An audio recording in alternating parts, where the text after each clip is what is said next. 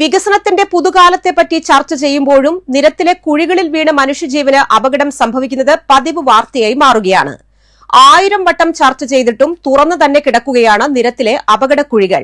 അളഗപ്പനഗർ പഞ്ചായത്ത് 12, 13 വാർഡുകൾ ഉൾപ്പെടുന്ന കരുവാപ്പടി പൂക്കോട് റോഡ് തകർന്ന് യാത്രാ ദുരിതമേറി.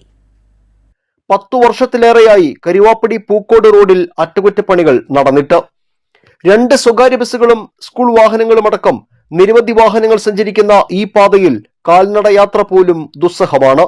പ്രാഥമികാരോഗ്യ കേന്ദ്രം, മൃഗാശുപത്രി തുടങ്ങിയ ആവശ്യങ്ങൾക്ക് നിരവധി പേർ ആശ്രയിക്കുന്ന ഈ റോഡിൽ കുഴികൾ നിറഞ്ഞതോടെ ഓട്ടോ അടക്കമുള്ള വാഹനങ്ങൾ ഇവിടേക്ക് ഓട്ടം വരാൻ മടി കാണിക്കുകയാണ്. മഴയില്ലാത്ത സമയത്ത് കുഴിയിൽ ചാടിയാണെങ്കിലും ഇരുചക്ര വാഹനങ്ങൾക്ക് യാത്ര ചെയ്യാം. മഴക്കാലത്ത് റോഡിലെ കുഴികളിൽ വെള്ളം നിറഞ്ഞ് ഒരു വാഹനത്തിനും പോകാൻ പറ്റാത്ത അവസ്ഥയാണ്. കരുവാപ്പടി പൂക്കോട് റോഡ് കാൽനടക്കാർക്ക് പോലും നടക്കാൻ പറ്റാത്ത അവസ്ഥയിൽ റോഡ് തകർന്നിരിക്കുകയാണ്. നിരവധി സ്കൂൾ ബസ്സുകൾ, പ്രൈവറ്റ് ബസ്, മറ്റ് ചെറുവാഹനങ്ങൾ, 100 കണക്കിന് വാഹനങ്ങൾ പോകുന്ന പ്രധാനപ്പെട്ട റോഡാണിത്.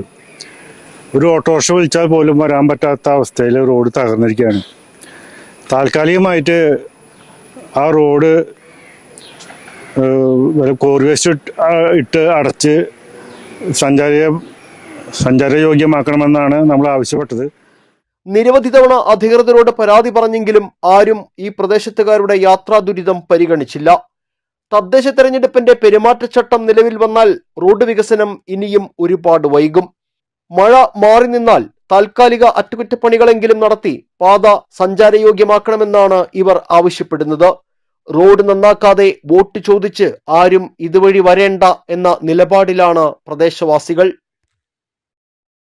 കരുവാപ്പടി പൂക്കോട് റോഡ് തകർന്ന് തരിപ്പണമായതോടെ യാത്ര അതീവ ദുഷ്കരമായി. കാൽനട യാത്ര പോലും അസാധ്യമായ ഈ റോഡിൽ മഴ കനത്തതോടെ കുഴികളിൽ വെള്ളം നിറഞ്ഞ് അപകടങ്ങളും പതിവായിരിക്കുകയാണ്. അധികൃതരുടെ അടിയന്തര ഇടപെടൽ ഉണ്ടാകണമെന്നാണ് നാട്ടുകാർ ആവശ്യപ്പെടുന്നത്. ക്യാമറാമാൻ നന്ദുവിനൊപ്പം ആൻഡോ കല്ലേരി, NCTV ന്യൂസ്, പുതുക്കാട്.